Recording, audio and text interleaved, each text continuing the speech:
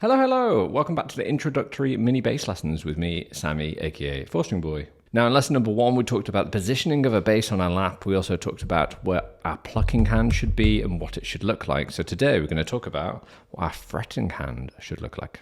Now, I assume these videos are going to be watched by two different kinds of people.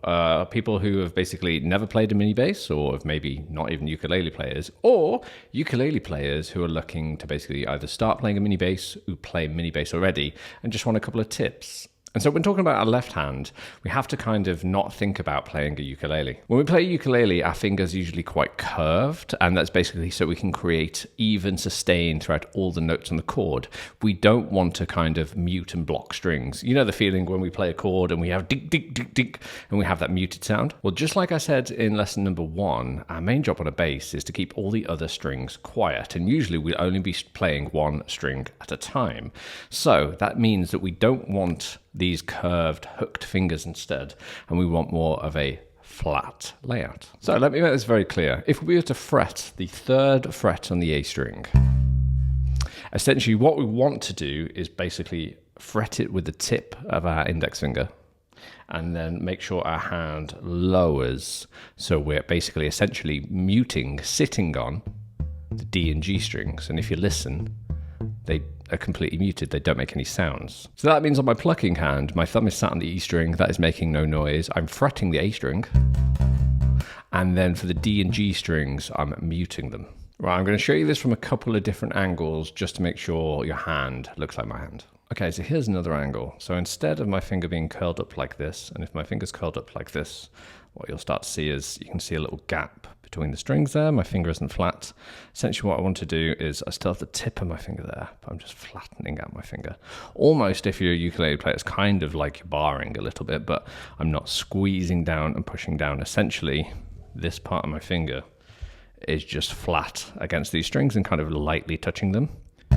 That's my A string, that's my D string, and that's my G string. You can hear I've got no volume from them. Now, thumb-wise, it's kind of best that it's as close to our index finger as possible. So we never want our thumb facing this way towards the headstock. It's not a very helpful shape, and it will just give us grief after a while. So kind of bringing your thumb kind of to where the fret line is.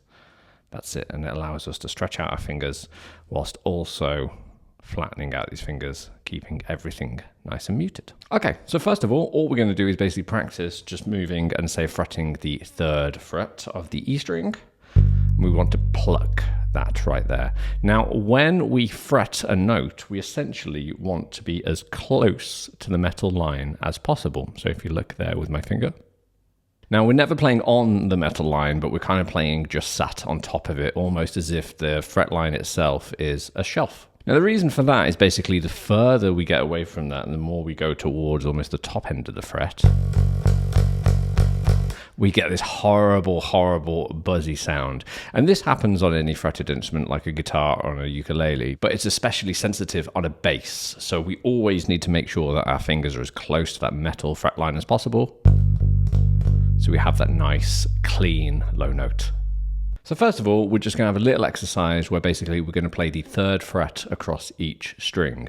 So I'm going to play 1 bar, which is 1, 2, 3, 4 on the E string. Then I move over to my A string, 1, 2, 3, 4. Move over to my D string, 1, 2, 3, 4.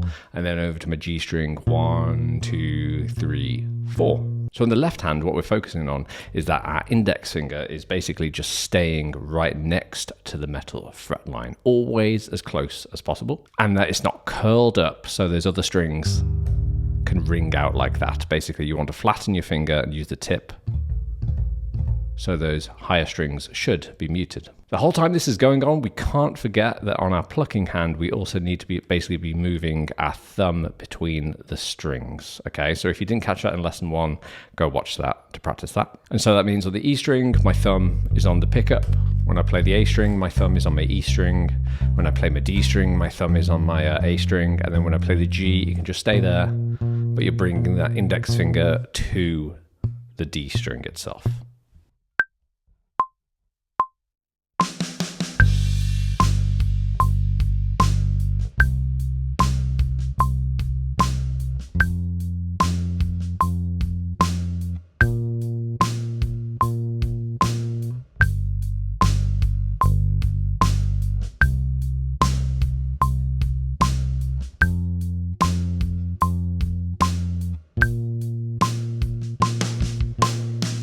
Right, so now we're going to play another exercise where our ukulele player is going to play 4 chords. They're going to play a C major, an F major, a G major, and then an F major. So that means as a bass player, we want to play basically the lowest notes, C, F, G, and F.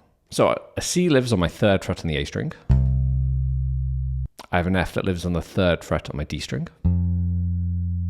Now we know that there's also an open G string here, but for convenience, I'm going to use a G that is 2 frets higher than our F. So we had our F on our 3rd fret of our D string, and in fact, I'm going to play it on the 5th fret of the D string, which is also a G. Now what we're going to try and do with this G, this F to G, is use our index finger for the F, and whilst keeping our index finger down, we're going to add our ring finger to the G, the 5th fret, and then pluck it.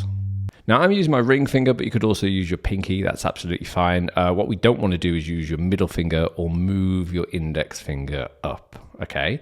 In the world of bass playing, it's fine to do both of those things, but for this particular exercise, we're just trying to essentially not really move our hand and just get our fingers to move instead. So we'll play 1 bar of C, 1, 2, 3, 4. We'll move straight over to our F. 1, 2, 3, 4. Move up to our G with our ring finger. And again, try and keep that index finger down whilst you're fretting the G. And it's because we have to come straight back to that F. And then all you have to do is lift off that ring finger. You don't have to put another finger down. 1, 2, 3, 4. Again, try thinking about keeping your fingers as close to the metal line as possible. That means that when we're fretting the F especially, which is the 3rd fret on the D string, we want to basically get that as close as possible so that when we stretch up with our ring finger, that finger can get as close as possible to the bottom of the fret there. We're going to play this chord progression around 2 times, and I'll count you in for 4.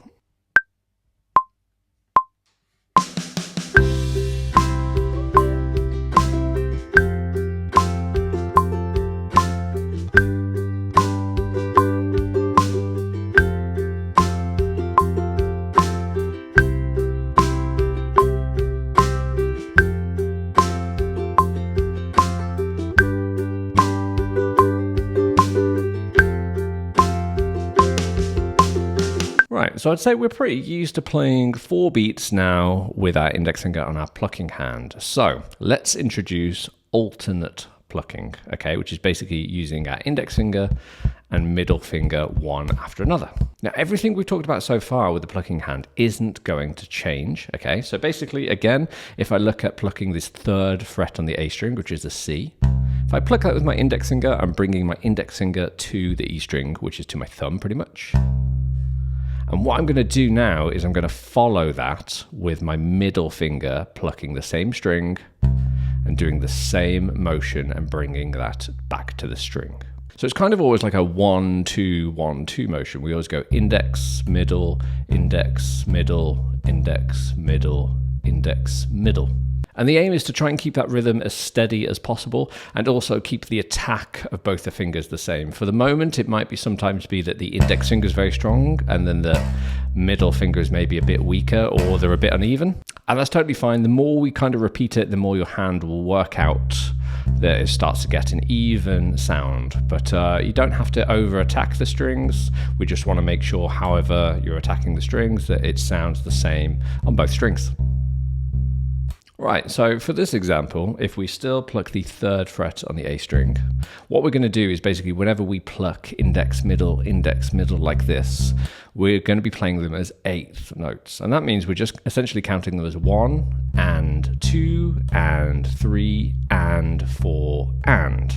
Now for the moment, that means your index finger is basically playing all the numbers, the main downbeats, and then your middle finger is playing the ands, which are the offbeats. So I just want you to try that for the moment and just try basically playing 1 bar of 8th notes. And again, on that C, maybe just going 1 and 2 and 3 and 4 and trying to keep it as even as possible whilst also making sure that our plucking hand is bringing those fingers back to the previous string. Right, so to practice this, we're going to do the same thing that we just did in our previous exercise with the C, F and G, but basically instead of going 1, 2, 2, 3, 4, we're basically going to play double the amount of notes. So we'll be going 1 and 2 and 3 and 4 and 1 and 2 and 3 and 4 and 1 and 2 and 3 and 4 and 1 and 2 and 3 and 4 and instead. Right, we're going to play this twice round. I'll count you in after 4.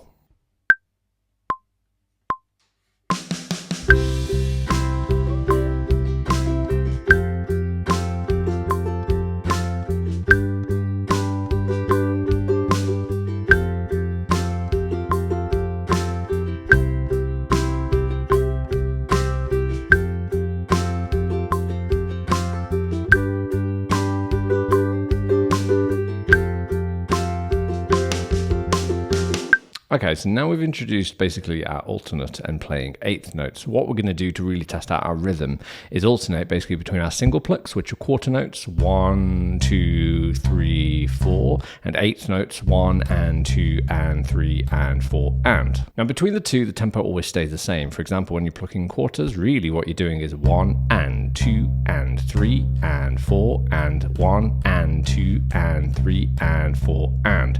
Even though we're not counting the ands, they still exist there. So basically our rhythm of where the main downbeat is the 1, 2, 3, 4 always has to be the same tempo. Now this can be tricky, and rhythm isn't always the easiest, especially if it's something that we started doing later in life. But like I said, it's either we can think about rhythm and you can treat it a bit mathematically, okay? As long as you're counting and keeping that consistently, you are playing in time. Right, okay, so we're going to do our same exercise, C, F, G, and F, but what we're going to do is we're going to play the C as quarter notes, the F as eighth notes, the G as quarter notes, and then the F as eighth notes. I'll count you for 4 again. If you're not sure what I mean, then just watch the exercise once round, and then feel free to basically click back in the chapter and join in yourself.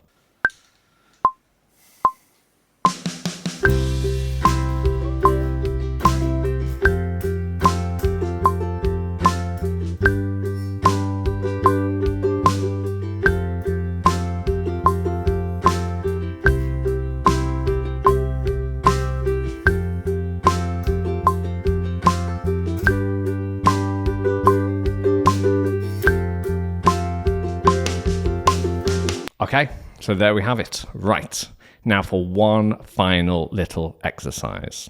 We're going to do exactly the same thing, but this time I want you to choose on which chord you're going to play your quarter notes and which chord you play the eighth notes. Do you want to play them all as eighth notes? That's fine. And then the second time around, do you want to play them all as quarters? That's fine. Do you want to play your C as eighth notes and then just your F as quarters? And then carry on with your G as eighth notes? That's totally fine. I'm just going to be playing the ukulele, and you're basically going to have the choice of which rhythm you want to play. So it's a bit of freedom for your end. If you find this one too hard to stay in time, then don't worry, just use the previous exercises, but have a blast at this. I'll count you in for 4.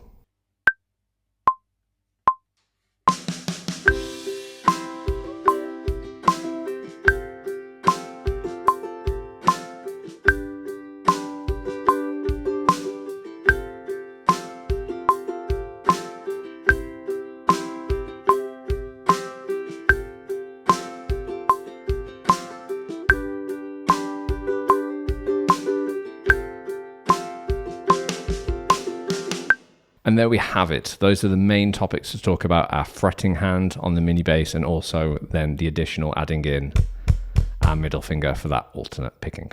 Again, when it comes to practice, little and often is always best. So even if you're doing 5 minutes a day, 2 minutes a day, that's much better, kind of keeping it consistently every day than 4 hours on a Thursday every 2 weeks. I hope you have fun with this one. I'll see you for one final lesson.